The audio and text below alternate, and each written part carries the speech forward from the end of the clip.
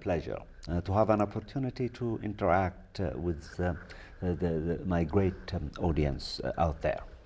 African Ascent has been taking great pleasure in presenting to you in a mode that is appealing to you. I like to think a variety of minds, a variety of human beings who engage themselves in various kinds of labors of love. Some write, but they write particular kinds of thoughts which they express in, for example, poetic forms. Some produce films, some are lawyers, some are journalists, some are great activists, such as the great Francis Lappé, that African Ascent took great pleasure in having her as a guest for 1 full hour.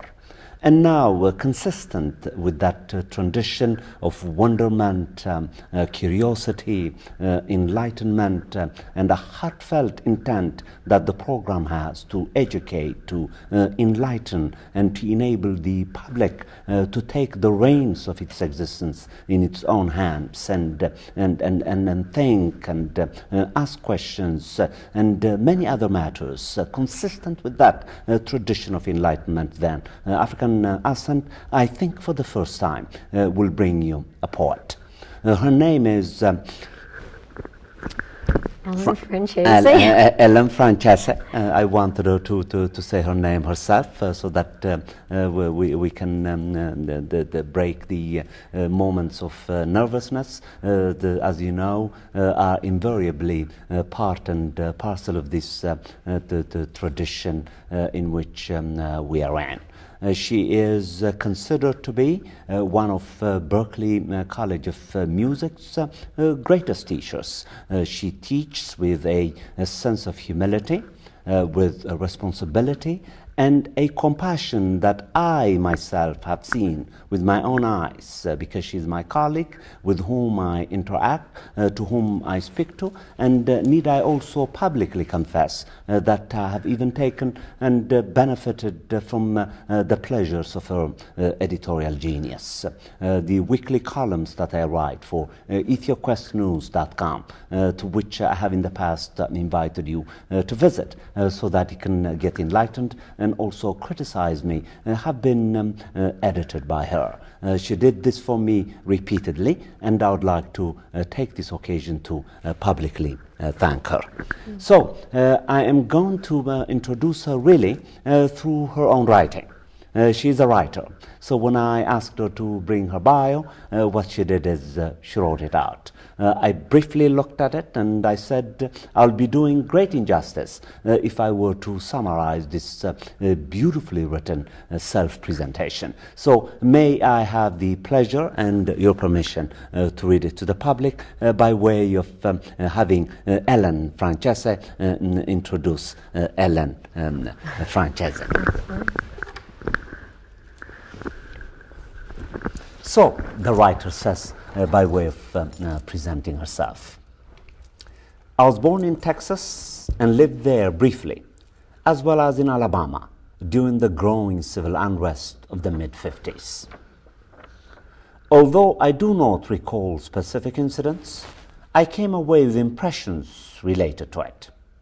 Tension, inequity, mostly through stories of my mother told. As a Jewish family, we were not immune to the racism of that time.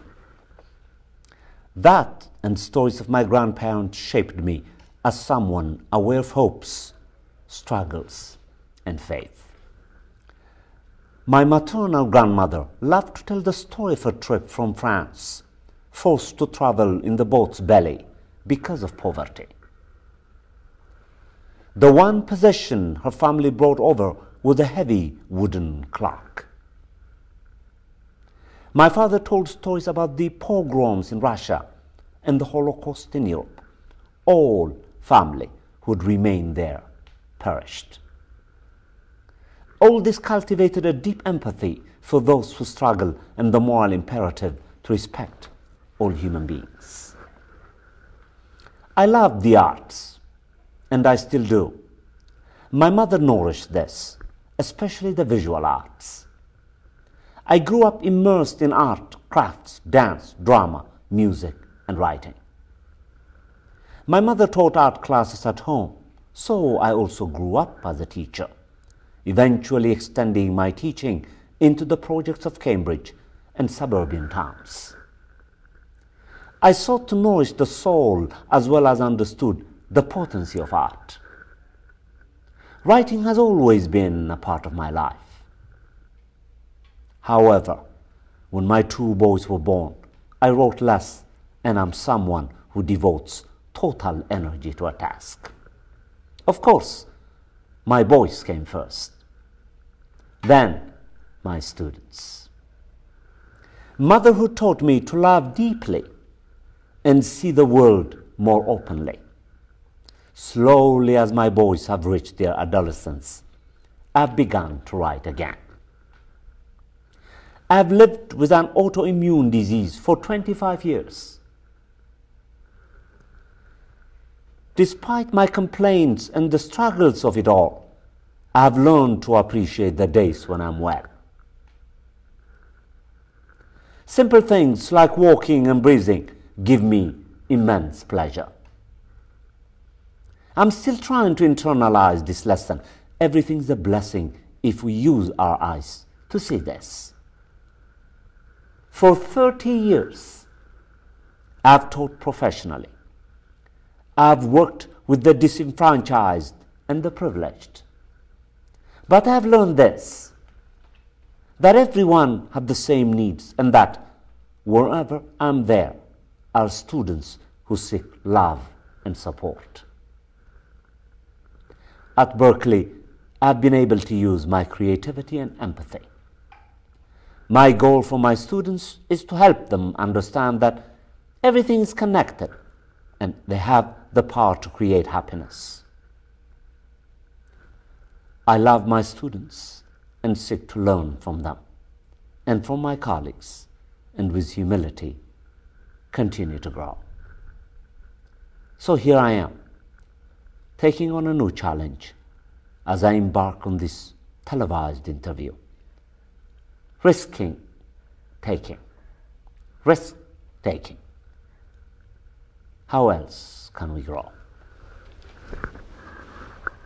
I knew from the very first moment that I met Ellen Francesa at Berklee College of Music that she is a special person. African Ascent then takes a heartfelt pride this evening to bring you truly a special person. Enjoy the festivity of the human mind for the next 1 hour as we just coolly, as we always do, converse with Ellen Francesa as if we're sitting in a living room and having a casual conversation. Welcome to African Ascent. This is Theodoros Kiros for African Ascent. Wow. Where should we begin? We can begin anywhere, I think, but let's do this. Let's begin with a general discussion of poetry. Up until now, Ellen, although I love reading poetry,